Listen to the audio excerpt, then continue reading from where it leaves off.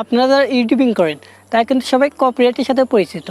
একটা ইউটিউব চ্যানেলে যদি 3টা কপিরাইট স্ট্রাইক আসে তাহলে কিন্তু সেই চ্যানেলটি সাসপেন্ড হয়ে যায়। আজকে আমি আপনাদের মধ্যে শেয়ার করব একটা চ্যানেলে যদি কপিরাইট স্ট্রাইক থাকে তাহলে কি সেই চ্যানেলে মনিটাইজেশন দেবে। চলুন ভিডিওটি শুরু করা যাক। আজকের ভিডিওটি স্পন্সর করেছে VLOGBID ANIK। তার চ্যানেলের লিঙ্ক আমি আমার ভিডিও ডিসক্রিপশন বক্সে দিয়ে দেবো। আপনারা চাইলে তার ভিডিওগুলি দেখতে পারেন। যদি তার ভিডিওগুলি ভালো লাগে তাহলে তাকে সাবস্ক্রাইব করে সাপোর্ট করবেন।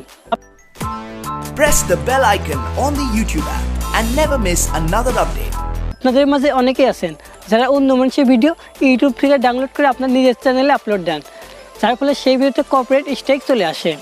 কপিরাইট স্ট্রাইক অনেক রকমের রয়েছে। একটা হচ্ছে সরাসরি কপিরাইট স্ট্রাইক দিয়ে দেয় এবং অন্যটি হচ্ছে ইনক্লুড কপিরাইট। ইনক্লুড কপিরাইট সাধারণত অডিও মিউজিক কপি করলে দেয়।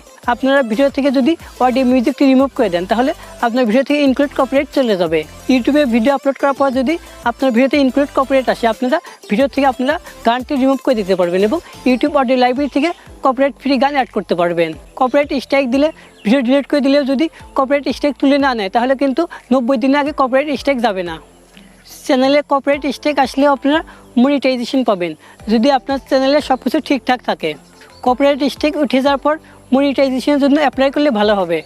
অনেকজন আছেন যাদের চ্যানেলে 2টা কপিরাইট থাকা অবস্থায় মনিটাইজেশন পেয়েছেন। স্প্যাম করলে আপনারা কখনোই মনিটাইজেশন পাবেন না। আপনারা যদি সাব ফর সাব কারোর ইউটিউব ভিডিওতে যদি স্প্যাম কমেন্ট করেন তাহলে আপনারা কপিরাইট না থাকলেও মনিটাইজেশন পাবেন না। আপনারা যদি কারোর ভিডিও থেকে 10-15 সেকেন্ড কেটে নিয়ে ভিডিও তৈরি করেন, যদি সেই ভিডিওতে কপিরাইট নাও আসে তাহলেও আপনারা মনিটাইজেশন পাবেন না। আর যদি মনিটাইজেশনও পান তাহলে সেই মনিটাইজেশন বেশি দিন থাকবে না। আপনারা সবসময় নিজের কন্টেন্ট নিয়ে কাজ করবেন, তাহলে আশা করি ভালো হবে। আমার ভিডিওটি ভালো লাগলে অবশ্যই লাইক করবেন এবং আমার চ্যানেলটি সাবস্ক্রাইব করবেন। আমার নতুন ইউটিউব চ্যানেলের লিঙ্ক আমি আমার ভিডিও ডিসক্রিপশন বক্সে দিয়ে দেবো। আপনারা চাইলে আমার নতুন ইউটিউব চ্যানেলের ভিডিওগুলো দেখতে পারেন। যদি ভালো লাগে তাহলে সাবস্ক্রাইব করবেন।